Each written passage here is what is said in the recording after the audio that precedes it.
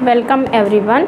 आज हम लोग जो एक्सचेंज थ्योरी कर रहे थे उसी में कंटिन्यू करेंगे और एक्सचेंज थ्योरी को ऑलमोस्ट हम लोगों ने कवर कर लिया है, तो बहुत ज़्यादा प्रॉब्लम नहीं है और हमारे क्वेश्चंस भी अब सारे ही सही होने वाले हैं।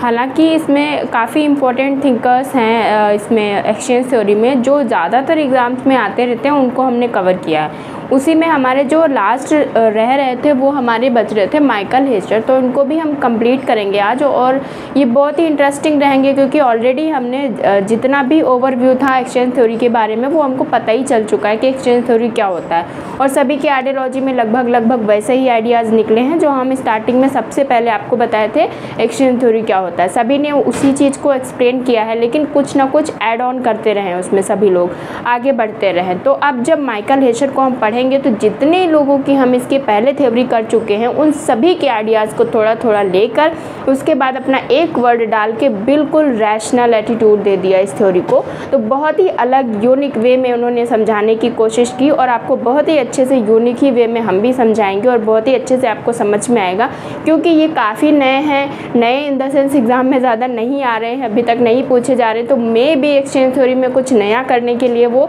इसको पूछ ले। देखिए, सिलेबस तो आपका सेम रहता है, क्वेश्चंस आपका हमेशा उसी सिलेबस से आना, सिलेबस तो चेंज नहीं होता है, लेकिन अब वो भी क्या करें, कितना रिपीटेशन करें। तो कुछ अलग करने के लिए वो इसी तरह कुछ अलग करने के लिए कुछ ऐसे आइडियाज़ डाल देते हैं जो जिन थिंकर्स को हम लोगों ने ज़्यादा नहीं पढ़ा होता है। तो इसमें और भी लोग हैं, जैसे रिचर्ड एमर्सन हो गए, कोलमैन हो गए, बेकर हो गए, ये लोग, इन लोगों के भी आइडियाज़ हैं इस पर, लेकिन हम उनको बहुत ज़्यादा डीपली हम लोग कवर नहीं करने वाले हैं क्योंकि बहुत ज़्यादा टाइम लग जाएगा। अगर हम एक ही चीज़ करते रहेंगे तो हमारी जो एक्सचेंज थ्योरी फिर वही हम करते रहेंगे, तो इसलिए हम उसको बहुत ज़्यादा डिटेलिंग ना करते हुए सिर्फ इतना जान लेते हैं कि वो लोग भी एक्सचेंज थ्योरिस्ट में हैं। कभी कभी छाटने को दे देता है कि कौन कौन इसमें है, तो आप उससे फाइंड आउट कर सकते हैं कि ये भी इसमें आते हैं। अब इसके आगे जब बढ़ते हैं तो हम जब इसमें एक्सचेंज थ्योरी में इनके आइडिया की बात करेंगे माइकल हेचर की, तो इनका जो थ्योरी है वो इस नाम से जाना जाता है, किस नाम से, रैशनल चॉइस थ्योरी के नाम से जाना जाता है, क्योंकि उन्होंने जो ये पीटर ब्लॉक थे, इन्होंने रैशनैलिटी को इंक्लूड किया था। और उसके आगे जब हम बढ़ेंगे तो इनके आइडिया को इन्होंने और ब्रॉड लेवल पे बात करी, क्योंकि ये किसके आइडिया को बढ़ा रहे थे, ह्यूमंस को। माइक्रो और माइक्रो के बीच में जो खाई है उसको बांटने का काम कर रहे थे। अब उनके आगे आए हैं सर, तो उन्होंने उनके आइडिया को और मॉडिफाई किया और अच्छे से समझाने की कोशिश की। तो उसमें क्या था, रैशनल चॉइस थ्योरी इन्होंने नाम दिया। और उसके बाद इन्होंने इसमें ये बताने की हम कोशिश कर रहे हैं, क्योंकि जैसे आपको पता ही है कि क्या होता है एक्सचेंज थ्योरी में, तो उन्होंने कहा कि जितना ज़्यादा होता है व्यक्ति लाभ लेने की कोशिश करता है, और ऐसी ही क्रियाओं को वो रखते हैं जो सबसे ज़्यादा व्यक्ति लाभ लेता है उन्हीं क्रियाओं का सिर्फ अध्ययन किया जाता है। ये तो हमको पता ही है, एक्सचेंज थ्योरी में पीटर ब्लॉक में हमने बहुत अच्छे से पढ़ा। अब ये जो रैशनल चॉइस थ्योरी है, तो ये लोग कहते हैं कि क्योंकि व्यक्ति का माइंड जो है, हमने पहले ही बताया था कि बहुत रैशनल होता है, वो तार्किक होता है, वो कोई भी क्रिया यूं ही नहीं करता है कि चलो कर दो, हमें फ़ायदा होगा तो ठीक है, नहीं होगा तो कोई बात नहीं। तो ये रैशनल चॉइस थ्योरी जो है उसमें ये कहते हैं कि आपको कोई भी काम करने के लिए आपके पास बहुत सारी चॉइस हैं। आप चाहो तो वीडियो को ऐसे देख लो नॉर्मल, आप चाहो तो वीडियो को फास्ट मोड पे देख लो, आप चाहो तो सिर्फ इसको पॉज करके ऐसे स्लो करके सिर्फ स्क्रीनशॉट लेके अपना काम चला लो। तो बहुत सारे ऑप्शंस होते हैं, बहुत सारी चॉइस होती है, आप कुछ भी कर सकते हो। एक लाभ को पाने के पीछे बहुत सारे ऑप्शंस होते हैं। जैसे मैंने वो चीनी वाला एग्जाम्पल बताया था, चाहो तो 35 रुपये में ख़रीदो, चाहो तो 45 में ख़रीदो, चाहो तो 55 में ख़रीदो। तो बहुत सारी चॉइस होती है कि हम कैसा लेंगे, और हम कैसे करते हैं, जितना हमारे पास कैपेसिटी होती है उसके आधार पर हम चूज़ कर लेते हैं। तो अब थोड़ा थोड़ा समझ में आएगा रैशनल चॉइस थ्योरी क्या है। रैशनल चॉइस थ्योरी यही है कि व्यक्ति सिर्फ ऐसे ही कोई भी क्रिया नहीं करता, वो और तार्किक हो जाता है, और जब भी अपने कोई भी लाभ के लिए जो प्रयत्न करता है तो अपनी एक्टिविटी के पीछे वो सोचने लगता है। अब क्या सोचता है, जैसे कि हमने कोई भी एक्टिविटी करी तो हम इसमें सोचते हैं कि इसमें हमें कितनी कॉस्ट देनी पड़ेगी, टाइम कितना लगेगा इसमें, और इसमें हमको कितना लाभ मिलेगा, कितना हमारा बेनिफिट होगा। और उसके बाद हम सारा कुछ निकाल के ये सब कुछ निकाल के हमारे पास कितना बचेगा तो हमारी लागत से कहीं ज़्यादा तो नहीं हो रहा है। अगर उसमें हमारी लागत भी आ रही है, उसके बाद हमारा थोड़ा टाइम भी कंज्यूम हो रहा है, तो ठीक है, चलो हम ये एक्टिविटी कर लेते हैं। अगर हमको ये लेक्चर देखने के बाद, माइकल हेचर को देखने के बाद मेरा 1 नंबर का क्वेश्चन तैयार हो रहा है, तो हम क्यों इसको देखेंगे। अगर माइकल हेचर को देखने के बाद चलो 10 नंबर का हम लॉन्ग भी कर लेंगे और इसमें से जो भी 4-5 क्वेश्चन आएंगे वो हम मार्क्स गेन कर लेंगे, तो ही तो हम इस लेक्चर को देखेंगे, वरना हम क्यों देखेंगे। तुरंत हम आए, हमें अच्छा नहीं लगा, हमने स्किप कर दिया। तो आप ऐसे करोगे ना तो आपका दिमाग रैशनल हो गया। अब आप बहुत सारे तर्क वितर्क करने लगे हो। कोई भी क्रिया करोगे तो उसके पीछे सोचोगे कि हमें ये करना चाहिए कि नहीं करना चाहिए। तो यही ये कहते हैं, जब बात हो रही थी उपयोगितावाद की, तो यहाँ पे बात इन्होंने करी कि उपयोगितावाद क्या है। तो अगर ये सिंपली देखा जाए उपयोगितावाद, तो इसमें निकल के आता है उपयोगी का मतलब है उपयोगी किसके लिए, फॉर व्हाट, टू हुम। तो वो कहते हैं उपयोगी मतलब किसके लिए, व्यक्ति के लिए। तो ये क्या हुआ, उपयोगी हुआ व्यक्ति के लिए। तो इनके अकॉर्डिंग व्यक्ति बहुत इम्पॉर्टेंट है, जो उपयोगितावादी थे। लेकिन जब हम सोशियोलॉजी में इसकी स्टडी करते हैं तो क्या होता है, वहाँ पे तो व्यक्ति इतना इम्पोर्टेंट नहीं है।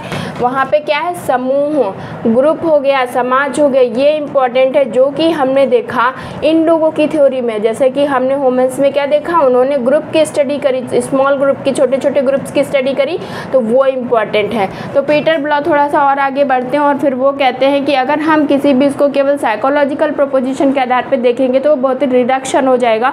तो उन्होंने कहा थोड़ा सा हमें और आगे बढ़ना है, और रैशनल एटीट्यूड में उन्होंने फिर व्यक्ति को वो केंद्र में लाएं और फिर व्यक्ति के बारे में उन्होंने बात करी। अब जो माइकल हेचर आते हैं वो और आगे जाके कहते हैं सिर्फ यहीं से नहीं होता है, इसमें हमारा सबसे इम्पोर्टेंट क्या था, व्यक्ति। तो उन्होंने कहा कि हम व्यक्ति को केंद्र में रख के स्टडी करेंगे, तो इनके सेंटर में इम्पोर्टेंट क्या है, इंडिविजुअल। तो इन्होंने व्यक्ति को, कर्ता को इम्पोर्टेंस दी और ये कहा कि जो कर्ता है वो किस तरह की क्रियाएं करता है, उसके बारे में कितना दिमाग लगाता है। तो वो कहते हैं कोई भी व्यक्ति ऐसी क्रिया नहीं करता है जिससे उसको सिर्फ लाभ हो। अभी तक हम लोग क्या कर रहे थे कि सिर्फ व्यक्ति वही क्रिया करता है जिसको लाभ हो, उसके पीछे ज़्यादा वो इतना नहीं सोचता है। लेकिन ये कहते हैं जो भी व्यक्ति क्रिया करता है उसके पीछे लाभ तो होता ही है, लाभ तो सोचता ही है।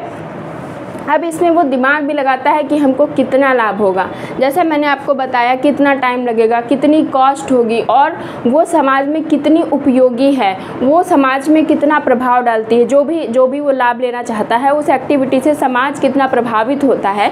तो ये सारी चीज़ें वो देखने लगा।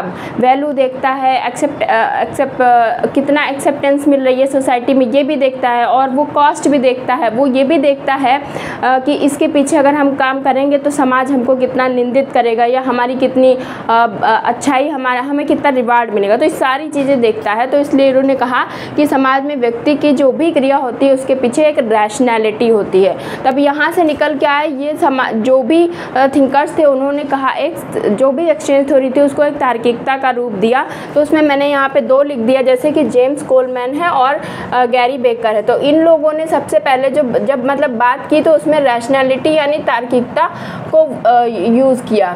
तो इनके हिसाब से जो एक्सचेंज थ्योरी थी उसमें तार्किकता वर्ड आया, यहाँ से इन लोगों ने आगे बात की, जिसको हम नहीं डिस्कस कर रहे हैं, हम सिर्फ माइकल हेचर को डिस्कस करेंगे। तो जब इन्होंने रैशनल एटीट्यूड, रैशनैलिटी की बात की, तो इसीलिए जानते ही आप पहले से पढ़ते आए कि इनको किसने कहा, तो टर्नर ने इनको रैशनल चॉइस थ्योरी का नाम दे दिया। ऑलरेडी नाम सब टर्नर ही देते रहे, तो उन्होंने इनको रैशनल चॉइस थ्योरी नाम दे दिया।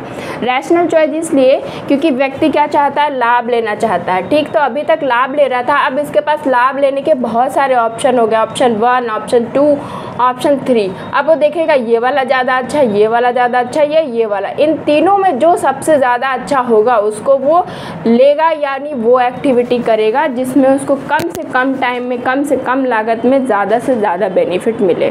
तो ठीक है, रैशनल जो चॉइस थ्योरी है उसमें यही है कि व्यक्ति के पास चॉइस के ऑप्शंस बहुत सारे हैं, वो किस तरह से कौन सा ऑप्शन ले वो ये सोचता है। मतलब चॉइस बहुत ज़्यादा हो गई है उसके पास। जैसे मैंने आपको बताया था, एक साड़ी 1000 रुपीज़ में है, 500 में भी है, 100 में भी है, 50 में भी मिल सकती है।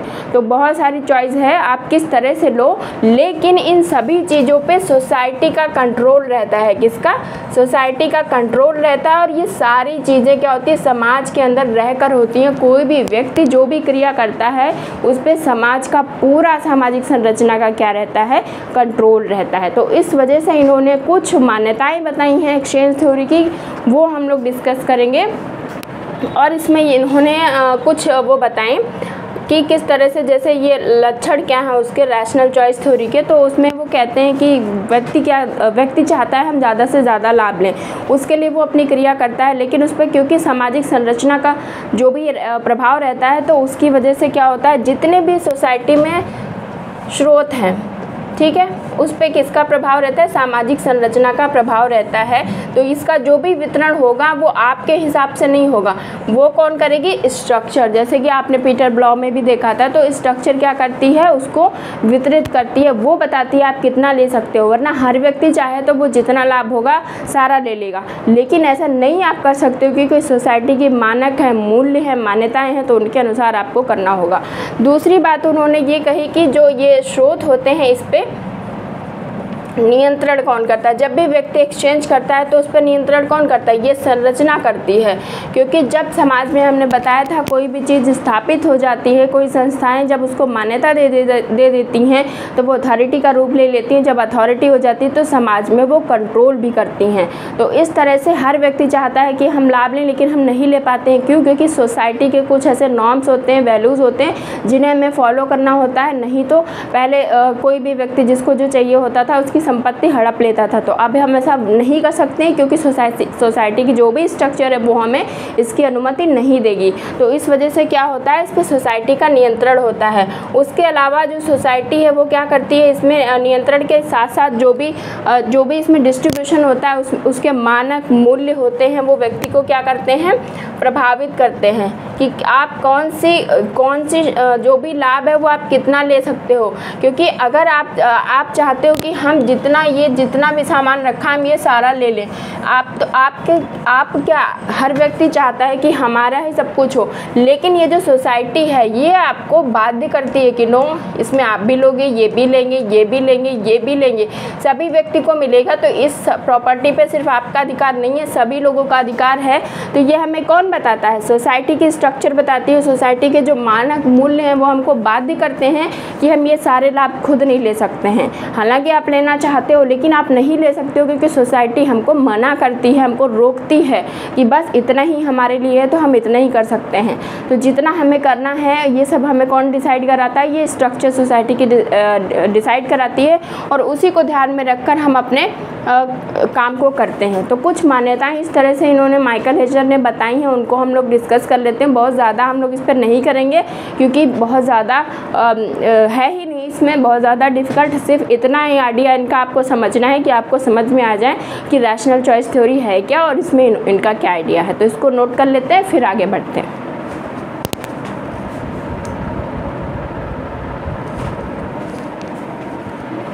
चलिए हम लोग मान्यताएं कर लेते हैं। रैशनल चॉइस थ्योरी की जो भी मान्यताएं हैं माइकल हेजर ने उनको 4 कैटेगरी में रखा है या 4 बताई हैं। तो वो नॉर्मल हम ऑलरेडी बता ही चुके हैं, लेकिन फिर भी नोट डाउन कर लीजिएगा आप, ताकि अगर फ्यूचर में आए तो आप रिलेट कर पाएँ कि हाँ ऐसी बात उन्होंने बोली।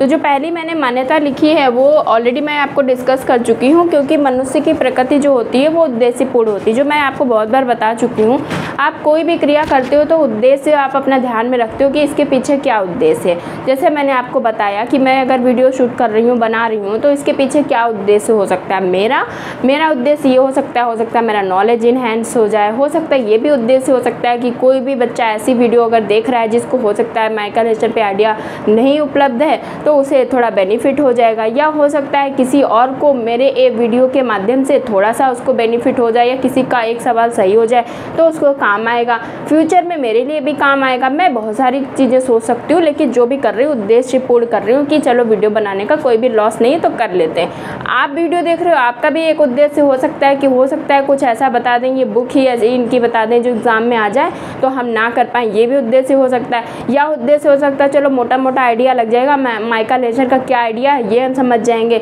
ये हो सकता है आप सोच रहे हो रैशनल चॉइस थ्योरी पता ही नहीं क्या होता है, चलो कम से कम जितना तो समझ में आएगा रैशनल चॉइस थ्योरी है क्या। या आप सोचेंगे कि चलो हमें तो पता ही नहीं था रैशनल चॉइस थ्योरी में उसमें माइकल हेशर भी आते हैं और हम माइकल हेशर को पढ़ने चले थे, लेकिन हमें 2 लोगों का और नाम पता चल गया, कोलमैन और बेकर भी पता चल गया कि इसमें ये लोग भी काम किए हैं, तो आपको ये पता चल गया। तो आपका भी एक उद्देश्य है, तभी आप इस वीडियो को देख रहे हो। तो यही माइकल हेशर ने कहा कि मनुष्य की प्रकृति ही उद्देश्यपूर्ण होती है। वो कोई भी क्रिया करता है तो उद्देश्यपूर्ण ही करता है। अगर वो खाना भी खाता है तो सोचता है हमारा इससे क्या बेनिफिट होगा। तो खाना खाता है, सोता है, चलता है, टहलता है, किसी से बात करता है तो भी वो सोचता है कि हमारा इससे क्या बेनिफिट होगा। इवन फ्रेंडशिप भी करता है तो सोचता है हमारा इससे फ्रेंडशिप करने से क्या बेनिफिट होगा। तो ये सारी चीज़ें मनुष्य सोचता है, और क्योंकि मनुष्य का नेचर ही उद्देश्यपूर्ण है तो वो सभी को उद्देश्यपूर्ण ढंग से सोचता है और उसके बाद ही अपनी क्रिया करता है। क्लियर। उसके बाद उन्होंने लिखा कि जो पसंद होती है, व्यक्ति की पसंद के जो विकल्प होते हैं उनको वो उच्च श्रेणी में रखता है। जैसे व्यक्ति की जो भी पसंद है, जो भी उसकी चॉइस है, उसको वो उसके जो ऑप्शंस हैं उनको वो क्या करता है, उच्च श्रेणी में रखता है। कि हमको वीडियो देखनी है तो हमें कितने टाइम पे देखनी है, कितनी कम टाइम में इसको फिनिश करना है, या जो भी कंटेंट इनका रिलायबल लगता है हम सिर्फ वही देखेंगे। हम क्यों सारी चीज़ें देखें। हो सकता है कोई हमारी सिर्फ कॉन्सेप्ट की वीडियो देखता हो सकता है कोई प्रीवियस ईयर पेपर देखता हो सकता है कोई जो डेफिनेशन पे काम कर रहा हो सकता है केवल बुक्स ही कोई लर्न कर रहा हो सकता है कोई कुछ भी ना कर रहा हो, बस यूं ही स्किप करके चला जा रहा हो। तो सबके जो विकल्प हैं उसको वो क्या करता है, उच्च श्रेणी में रखता है, और उसमें वो फिर दिमाग लगाता है कि हम क्या करें जिससे कम से कम समय में हमें ज़्यादा से ज़्यादा बेनिफिट मिल पाए। उसके बाद क्या है, विवेकपूर्ण दृष्टि। ये तो रैशनल चॉइस थ्योरी में बहुत इंपॉर्टेंट है, क्योंकि व्यक्ति की दृष्टि ही विवेकपूर्ण हो चुकी है। वो सोचता ही रैशनल है। तो कोई भी छोटा बच्चा भी अगर कोई गलती करता है और उससे पूछ लो ये आपने किया, तो वो सोचेगा मैं हाँ बोलूँ कि ना बोलूँ, मेरा किस में फ़ायदा है, किस में हम डांट से बच सकते हैं। जैसे नॉर्मल छोटे बच्चे रहते हैं, स्कूल में कॉपी वगैरह ले जाते हैं, लेकिन कई बार बोल देते हैं हम नहीं लाएँ क्योंकि उनका वर्क इनकम्प्लीट होता है। तो ये सारी चीज़ें वो उसकी विवेकपूर्ण दृष्टि है, इस वजह से वो करता है कि किस में उसका लाभ है। और माइकल हेशर ने शुरू यहीं से किया है, क्योंकि पीटर ब्लॉ ने भी उन्हीं से क्रियाओं को लिया था जिनसे व्यक्ति का लाभ होता था। नॉर्मली वो कहते हैं कोई भी व्यक्ति ऐसे बेहोशी में रहकर या ऐसी क्रिया नहीं करता है जिसके पीछे कोई उद्देश्य ना हो। तो वो कहते हैं कि कोई भी क्रिया करता है तो वो उद्देश्य में ही उद्देश्यपूर्ण होकर करता है, क्योंकि वो कोई भी क्रिया रैंडमली भावुक होकर ऐसे नहीं कर देता है। ऐसे ही भावुक होकर आप हमारी वीडियो नहीं देख रहे हैं कि नॉर्मली आ गई तो चलो देख लेते हैं। जो सोशियोलॉजी का है ही नहीं विद्यार्थी या जिसके काम की ये वीडियो है ही नहीं, तो वो क्यों देखेगा। तो इसलिए इन्होंने कहा जो व्यक्ति का दृष्टिकोण है वो क्या होता है, विवेकपूर्ण दृष्टि होती है। और वो विवेकपूर्ण दृष्टि से सोचता है कि अगर हम इसको कर रहे हैं तो उसका ये मतलब नहीं सिर्फ उसने सोचा, उसके पीछे उन्होंने बहुत डिटेल में समझाया है कि वो ये भी सोचता है, जो मैंने आपको पहले बताया था, कितनी कॉस्ट लगेगी, कितना हमारा बेनिफिट होगा, कितना हमारा टाइम कंज्यूम होगा। और उसके पीछे वो ये भी सोचता है कि सोसाइटी की क्या मान्यता है, अगर हम ये चीज़ करेंगे तो सोसाइटी हमको कैसे देखेगी, सोसाइटी के जो नियम हैं, जो भी रिसोर्सेज हैं वो हमको कितना मिलेंगे, उससे हम कितना प्रभावित होंगे, ये सारी चीज़ें वो सोचता है। उसके बाद है भविष्य में विवेकपूर्ण निर्णय लेता है, और अवसर और नियंत्रण की उसने बात उन्होंने की। तो भविष्य में विवेकपूर्ण निर्णय इसलिए करता है, जैसे कोई भी क्रिया उसने करी तो उसको फिर आइडिया लग जाता है कि भविष्य में हमको कैसे करना है, तो वो उस हिसाब से अपना लगा लेता है अनुमान कि चलो इसमें हमने इतने पैसे खर्च किए, हमको इतना बेनिफिट हुआ। अब भविष्य के लिए उसने सोच लिया कि अब मुझे कैसे करना है कि अब इतना पैसा ना लगे, थोड़ा सा कम पैसे में हम थोड़ा सा ज़्यादा फ़ायदा ले लें। ये तो हमने बताया उपयोगितावादियों के अनुसार, इकोनॉमिस्ट के अनुसार। लेकिन सोशियोलॉजी में, समाज में क्या होता है, भविष्य में वो निर्णय सोच लेता है कि अगर हम ऐसी क्रिया करेंगे तो हमें इस तरह से देखा जाएगा, और अगर हम ऐसी क्रिया करेंगे तो हमें इससे लाभ मतलब पुरस्कार मिलेगा। जैसे एग्जाम्पल, आप क्लास में आपने कभी कोई स्पीच दी और आपको ट्रॉफी मिली, अच्छे से आपको अप्रिशिएट किया गया, तो आपने सोच लिया कि अच्छा अब की बार हम और अच्छे से स्पीच तैयार करेंगे तो हमें और नेशनल लेवल पे, इंटरनेशनल लेवल पे जाने का मौका मिलेगा, तो हमें और अच्छे से सम्मानित किया जाएगा या प्रोत्साहित किया जाएगा। तो ये आपका लाभ है, आपने सोच लिया कि हम ऐसे करेंगे तो हमको और अच्छे से मिलेगा। अब उसमें वो ये दो चीज़ें देखता है कि हम अगर ये क्रिया करते हैं, मान लीजिए हम स्पीच दे रहे हैं, तो हमको इसके पीछे कितना अवसर मिलेगा सोसाइटी में। वो ये भी सोचता है कि हम क्यों करें ये क्रिया, हमको कितना अवसर मिल रहा है इस क्रिया को करने के पीछे, लाभ तो मिल ही रहा है, लेकिन उसके कितने ऑप्शंस हैं। पता चले एक ही बार हमने किया, उसके बाद हमको कुछ मिला ही नहीं, तो फिर वो क्यों करेगा। जैसे हमने शॉर्ट का आपको बताया था, यूट्यूब शॉर्ट पे आप डालते हैं तो आप सोचते हैं हमको कितना अवसर मिल रहा है, हाँ आगे जा रही है तो करेगा, नहीं तो फिर वो एक बार लाभ मिला वो रोक देगा, नहीं करेगा। उसके बाद वो देखता है कि सोसाइटी का इस पर कंट्रोल कितना है। ऐसा तो नहीं हमको एक ही बार मिला उसके बाद मिले ना, तो वो ऐसी क्रिया करना चाहता है जिस पर सोसाइटी का बहुत ज़्यादा नियंत्रण ऐसा इतना हो कि हमें मिले ही ना। तो वो देखता है कि सोसाइटी का बहुत ज़्यादा इस पर कंट्रोल है या नहीं है, या कंट्रोल जो है वो किस तरह से हमको उससे कितना फ़ायदा होगा। तो ये सारी चीज़ें देखकर ही वो कोई भी एक्शन करता है। तो रैशनल चॉइस थ्योरी की ये 4 मान्यताएं हैं, ये बहुत इंपॉर्टेंट है, इनको नोट कर लीजिएगा। उसके बाद कुछ उन्होंने 4 या 5 ही कैरेक्टरिस्टिक्स बताई हैं और उसके साथ ही हमारा माइकल लेसर का लेक्चर फिनिश हो जाएगा। तो उसको बहुत अच्छे से कर लेते हैं, इसे आप नोट कर लीजिए, फिर हम उसे भी डिस्कस कर लेते हैं।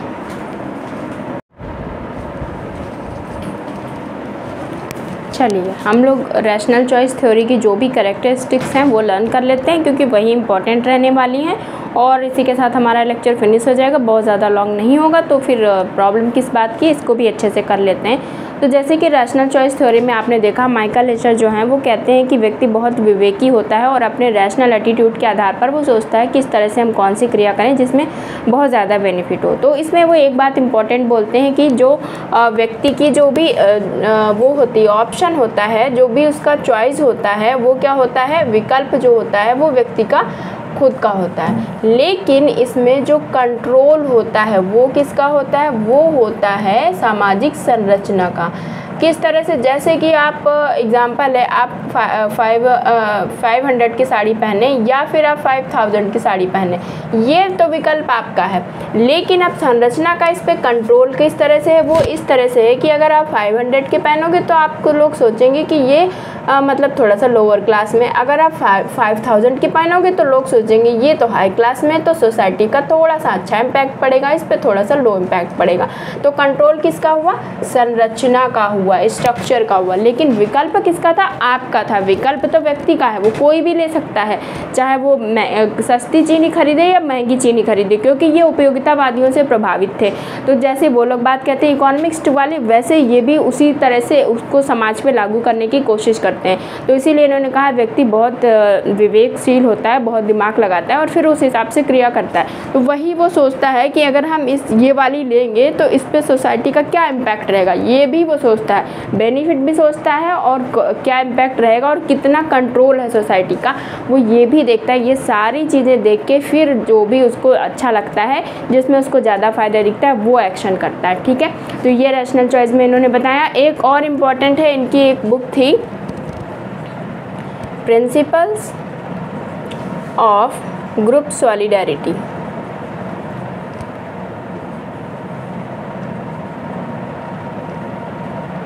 जो कि 1987 में आई थी। तो आपने इनकी बुक लर्न करी, प्रिंसिपल ऑफ ग्रुप सॉलिडेरिटी। अभी तक कहीं भी नहीं पूछी गई, मैं भी पूछ ले तो ये आपका बेनिफिट एक हो सकता है। माइकल लेसर की एक बुक है। ठीक है, तो एक तो ये चीज़, 1 नंबर का ये क्वेश्चन आपको लर्न हो गया। अब इसमें जो कैरेक्टरिस्टिक्स बताई हैं इन्होंने, तो इनकी बुक ही है, ग्रुप सॉलिडेरिटी पे एक इनकी बुक ही है। तो इन्होंने पहले जो रैशनल चॉइस थ्योरी का लक्षण बताया वो क्या बताया, ग्रुप सॉलिडेरिटी बताया, यानी जो सामाजिक सुदृढ़ता है उसकी बात की। अब जब एक्सचेंज थ्योरी की हमने शुरुआत में बात करी थी तभी हमने बताया था कि इस तरह से एकीकरण होता है। जब हमने मेलिनोस्की के जो भी वो ट्रोबियन द्वीप समूह में देते हैं नेकलेस और वो बाजूबंद, उसमें यूनिटी रहती है, तो इस वजह से वो लेते हैं। और बाकी आपने मार्शल मॉस में भी देखा, आपने होमेंस में भी देखा, सभी लोग एक्सचेंज थ्योरी में यही कहते हैं कि एक्सचेंज थ्योरी होती ही इसलिए है कि ग्रुप सॉलिडेरिटी बनी रहती है। और मैंने भी बहुत सारे एग्जांपल्स आपको दिए हैं, वो बर्थडे में एक पेन का दिया और शादी में आपको रिंग का दिया, कि किस तरह से ग्रुप में एकता बनी रहती है। कोई सामान आपने दिया है और वो पारस्परिकता की भावना रहती है कि हम इनके साथ ऐसा करें तो सामने वाला व्यक्ति भी ऐसा करेगा, इस वजह से ग्रुप सॉलिडेरिटी बनी रहती। और डेफिनेटली आप देख सकते हैं कि अगर ग्रुप सॉलिडेरिटी नहीं रहे तो फिर एक्सचेंज का क्या है, सब लोग अपना अपना सामान आपसे लेके भाग जाएंगे और आपसे कोई संबंध ही नहीं बनाएंगे। तो सॉलिडेरिटी की वजह से संबंध बने रहते हैं। एक्सचेंज की वजह से कि अरे उसने मेरा सामान लिया तो मुझे वापस चाहिए, तो आप क्या करते हैं, फिर सॉलिडेरिटी बना के रखते हैं और ये बनी रहती है समाज में। तो सोसाइटी में एकीकरण बनाए रखने का काम कौन करता है, जो एक्सचेंज थ्योरी है या एक्सचेंज की वजह से जो भी होता है वो सॉलिडेरिटी बनाए रखने का काम करता है। तो ऐसे ही इन्होंने भी अपनी कैरेक्टरिस्टिक्स दी। उसके बाद जो और क्योंकि इनकी बुक भी है इस पे, तो आपको वैसे ही आपको पता चल रहा है कैसे एकता बनी रहेगी। दूसरी इनकी जो है कैरेक्टरिस्टिक्स वो है एमर्जेंट प्रॉपर्टी। तो इसमें वो उद्गामी लक्षण की जो बात करते हैं उसमें उन्होंने बताया कि जब व्यक्ति को वो इतना रैशनल होता है कि उसको पता चल जाता है कितनी कॉस्ट रहेगी, कितना मूल्य रहेगा, कितना मानक रहेगा और क्या इसमें कितना लागत होगी, कितनी क्या परंपरा और सोसाइटी की जो संरचना है उसका कितना इस पर प्रभाव पड़ेगा। अगर हम कोई भी लाभ ले रहे हैं तो उसमें समाज हमको किस तरह से देखता है, हमको कितनी प्रतिष्ठा मिलेगी, ये सारी चीज़ें उसको पता रहती हैं क्योंकि पास्ट में वो देख चुका होता है। तो ये हो गया आपका एमर्जेंट प्रॉपर्टी। उसको ये सारी चीज़ें पता होती हैं कि हमको क्या चुकाना पड़ेगा, किसकी कितनी कीमत है, किसको हम अगर ख़रीदेंगे तो हमें हमारा कितना लॉस होगा, कितना प्रॉफिट होगा, ये सारी चीज़ उसको पता रहती है। उसके बाद है रैशनल चॉइस। अब रैशनल चॉइस भी एक कैरेक्टरिस्टिक्स है जो कि सबसे इम्पोर्टेंट है, उसी पे थोड़ा सा डिस्कशन करेंगे, बाकी हमारा लेक्चर फिनिश हो जाएगा। तो रैशनल चॉइस पे ऑलरेडी हम बहुत कुछ बता ही चुके हैं। उन्होंने कहा एक व्यक्ति का जो भी लाभ पाना होता है उसकी बहुत सारी चॉइस होती हैं और वो अपने विवेक के आधार पर देखता है कि हमको इसमें कितनी उपयोगिता होगी, कितनी कॉस्ट चुकानी पड़ेगी, कितने मानक मूल्य होंगे जो हमें समाज में जो भी लागू है, जो भी कोई भी रिसोर्स है उस पर सोसाइटी का कितना कंट्रोल है, कितनी आसानी से हम चीज़ें ले सकते हैं, वो ऐसी क्रियाओं को करने की कोशिश करता है। व्यक्ति तो चाहता है कि सोसाइटी में जितने भी चीज़ें हैं, फॉर एग्ज़ाम्पल जितनी भी चीज़ें हैं व्यक्ति चाहता है ये सारी मेरी होनी चाहिए, हम सारी लेंगे। लेकिन जब सामाजिक संरचना का इस पर कंट्रोल रहता है, वो कहता है नो आपको नहीं मिलेगी, आपको नहीं मिलेगी, तो वो ये देखता है कि इस चीज़ पे ये समाज में जो भी चीज़ उस पर कितने कंट्रोल हैं। तो देखता है कि बहुत ज़्यादा कंट्रोल है तो फिर उसके पीछे नहीं भागता है। जैसे आपको पता चल जाए कि केवल 10 सीट हैं और अप्लाई करने वाले बहुत सारे, तो फिर इसके पीछे वो नहीं भागता है कि हमको नहीं मिलेगी। तो इस तरह से वो कहते हैं कि वो बहुत दिमाग लगाता है, रैशनल एटीट्यूड अपना लगाता है, उसके बाद देखता है कि किस तरह से हम इस चीज़ को ले सकते हैं। फॉर एग्जांपल उन्होंने कहा कि अगर व्यक्ति को प्रेम चाहिए किसी से तो वो कहते हैं आपको भी सबसे पहले उससे प्रेम से बात करनी होगी और आपको उसके बदले में तभी प्रेम मिलेगा जब सोसाइटी में लागू करते हैं। वो तो एग्जाम्पल मैंने उपयोगितावादियों के आधार पर बताया। यहाँ पे वो बात करते हैं प्रेम की और किस तरह से आपको रिस्पेक्ट वगैरह अगर चाहिए सोसाइटी में, एक्सचेंज अगर आप किसी से चाहते हैं सामने वाला मेरे साथ ऐसा बिहेवियर करे तो पहले तो आपको करना पड़ेगा, तभी वो एक्सचेंज होगा, तभी आपको बदले में मिलेगा। दूसरा एग्जांपल उन्होंने दिया कि मान लीजिए आप चाहते हैं आपको पैसे चाहिए, आपको मनी की नीड है, तो वो घर बैठे ऐसे नहीं मिलेगा, आपको किसी संगठन में जाना पड़ेगा, काम करना पड़ेगा, उसके बाद उसके बदले में आपको पैसे मिलेंगे। तो ये वो कहते हैं कि जो समाज में होता है रैशनल चॉइस तो रहती, चॉइस बहुत रहती है, लेकिन उसके बदले में आपको कुछ करना पड़ेगा तभी वो चीज़ आपके पास आएगी रिटर्न में। तो ये उन्होंने बोला है और ये भी बोला है कि समाज में जो भी व्यक्ति क्रिया करता है उसके पीछे ये देख लेता है कि हम जो भी लाभ लेंगे, हमें जो भी लाभ मिलेगा, उसका जो सामाजिक संरचना है उस पर कितना नियंत्रण है और उस पर क्या उसका इम्पैक्ट पड़ेगा, मतलब वो जो भी लाभ ले लेगा तो समाज उसको किस तरह से देखेगा। तो ये सारी वो चीज़ें देखता है, मतलब चॉइस तो उसकी खुद की होती है लेकिन वो सारी चीज़ें नहीं ले सकता क्योंकि समाज ने बात भी कर दिया, सोसाइटी में ऐसी स्ट्रक्चर्स हैं जो उसको मना करती हैं कि नहीं आपको ये सारी नहीं मिल सकती, नहीं तो हर व्यक्ति जितनी भी चीज़ें हैं वो सारी ले ले। तो इसलिए नहीं ले पाता है क्योंकि वो देखता है कोई भी जो लाभ है उसके पीछे समाज का कितना कंट्रोल है, क्या हमें वो आसानी से मिलेगी या नहीं, और अगर मिल गई तो सोसाइटी में उसका क्या इम्पैक्ट पड़ेगा, मतलब उसका स्टेटस में कुछ इन्हेंस होगा या नहीं होगा। अगर उसके स्टेटस पे कोई फ़र्क ना पड़े, हॉरिजॉन्टल रहे वैसे के वैसे, तो वो क्यों भागेगा इन सब चीज़ों को।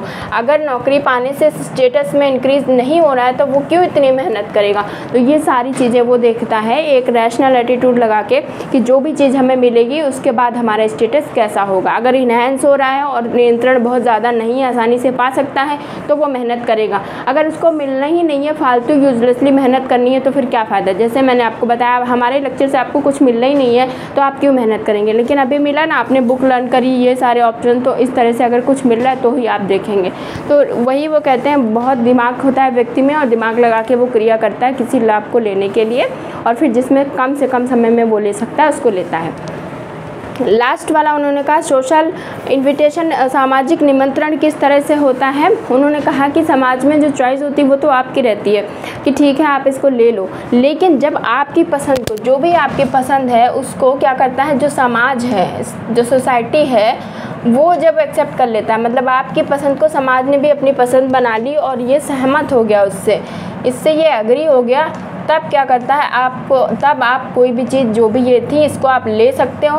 और अगर ये आपकी पसंद को, ये जो सोसाइटी है या ग्रुप है आपकी पसंद को अपनी पसंद नहीं बनाएगा तो आपको वो एग्री नहीं करेगा कि ले सकते हो, तो आप वो चीज़ नहीं ले पाओगे। तो इस वजह से उन्होंने कहा कि व्यक्ति की जो पसंद होती है जब वो ग्रुप की पसंद बन जाती है तब वो क्या करता है, समाज उसको आमंत्रित करता है, समाज उसको निमंत्रण देता है कि ठीक है ले लो।